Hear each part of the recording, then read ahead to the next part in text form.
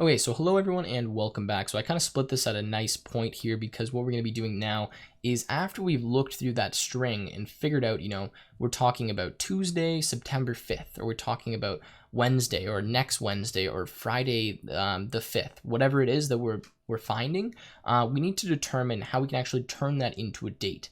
Now, the thing is, we can have so many different combinations of these words in our string, and they can all represent a date accurately. So for example, right, like if I say, what do I have on Sunday?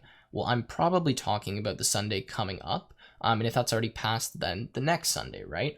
So that's enough information to give us a valid date. We have to take today's date and figure out where Sunday lies past that. Now, if I say, what do we have on Friday the 3rd? I need to determine, which Friday is the 3rd, right? And then if we just have a month, well, that's not enough information to give us a date. If we have a month and a date, then we know what we're finding here, right? Like there's all these different things that we have to think about, and that's what we're going to do in the rest of this function to determine an accurate date. Now, I just want to keep in mind this may be a little bit glitchy, but it does work fairly well from the examples that I've tried to use. And if you find any edge cases where it doesn't work, definitely let me know and I'll try to fix them in later videos. Okay, so the first thing we're going to start by doing is just saying if month is less than today.month and month does not equal -1. Now, what this is going to do is essentially say if we found a month in this string of text and it's less than the current month that we're in today, we need to add 1 to the year. So that's like saying, say the month is September, which it is right now when I'm recording this video. And we ask about what do I have on January 3rd? Well, I'm probably talking about January in 2020. So what I need to do then is say, okay, we need to figure out that since that month is less than the current month, because obviously it comes before September, now let's add 1 to the year so that we do this accurately. So we're going to say year actually equals year plus 1, like that. And that's how we can determine and get an accurate year based on what month we type in.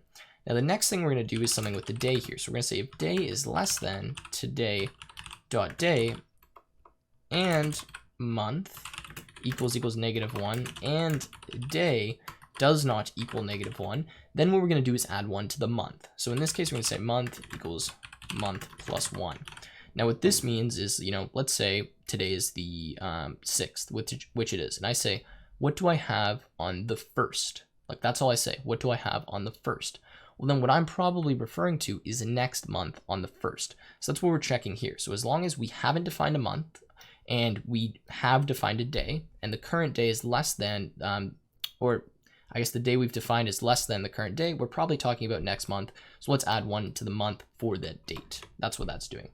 Okay, the next thing we have to do is a little bit more complicated, but that's fine. We're going to say if month equals -1 and day equals -1. And let me just check something here. There's one more thing. And day _of_ week does not equal -1. If this is the case, what this essentially means is we've only defined like Tuesday. Like we've said, what do I have on Tuesday? We haven't defined like January 1st or February 3rd. We've just picked a day of the week. In this instance, we need to figure out what day that is. Now, this is somewhat complicated because we don't have any number information. So we need to figure out what the current month is, what the current day is, what the current year is, and then determine what the date is going to be based on that. So what we're going to do to start is we're going to say the current _day of the week is going to be equal to today dot weekday. Now, what this does is actually tell us which day of the week it is. Now, these range from the index 0 to 6, where 0 represents Monday and 6 represents Sunday. So let's say, we get today.weekday, we get 0. That means today is a Monday. That's going to be important in a second. You guys will see why. Now, the next thing I'm going to say is difference equals day _of_ week, which is, remember, the one that we found. So whatever index we found for the current day of the week, so whatever one they typed in or whatever they said to the assistant, minus the current day of the week. Now, what this is going to do is tell us the difference between these two dates. So let me bring up this calendar here. You can see I'm on Stack Overflow figuring out how to use the time date module. But I just want to give an example here. So let's say that today's Tuesday. So Tuesday the 1st, we'll just go in January for this example. And we say Friday. Well, we need to figure out how many days come in between Tuesday and Friday. Now, in this case, we know it's 3 because, well, we have Friday, minus Tuesday, and that gives us a difference of 3 days. So what we can do now is just add 3 days to our current date to determine that the current date that the date that we're talking about is actually the 4th of January.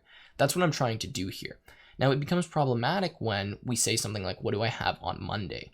Because if you look at it, Monday is actually 1 day behind Tuesday. So if we use the same formula of just finding the difference, then what we end up getting is like the day before that, which I guess would be December 31st. When in reality, we actually want to go forward. So we need to apply another check here now to say if the day that we are referencing is less than the current day, move to the next week and look for that date. So that's what we're going to do here. So we're going to say if difference is less than 0, which essentially means we have a negative difference. So we're going backwards. We're going to say difference plus equals 7.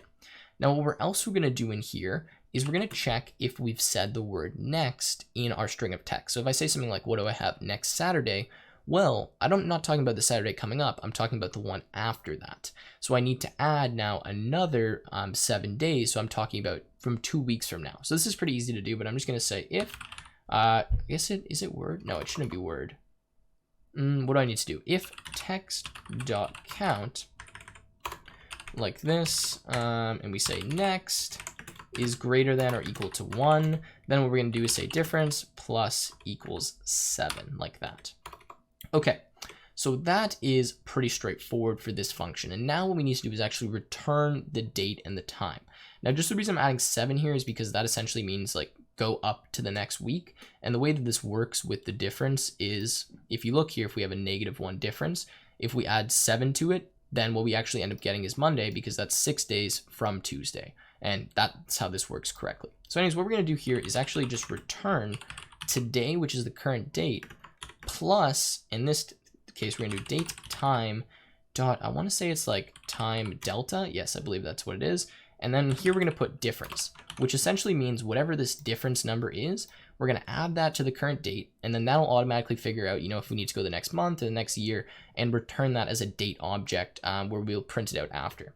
Now, otherwise, what I'm going to do down here is return datetime dot datetime, or no, it's datetime dot date, and I believe in here I put month equals month, day equals day, and year equals year.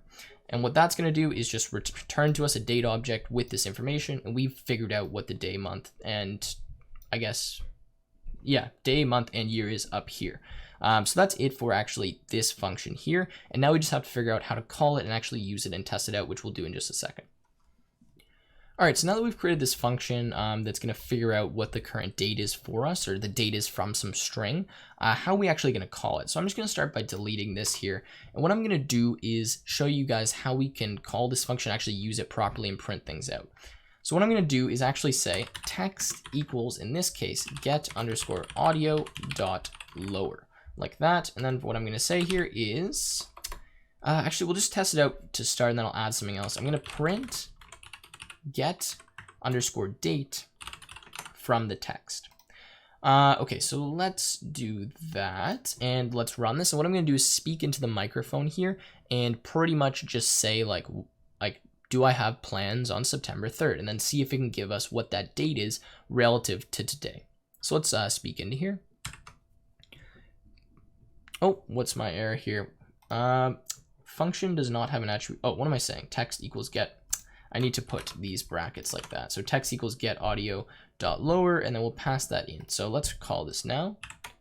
Do I have plans on September 4th?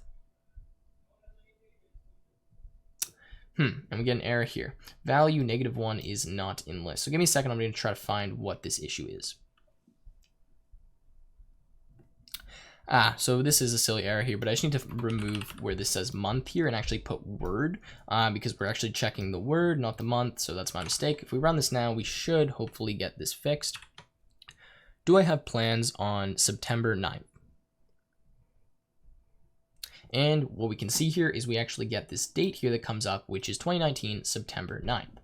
We do a few more tests to make sure that it's working fine. Do I have anything on January 25th? give it a second here to register, and we can see that we get the date January 25th. So this is indeed working.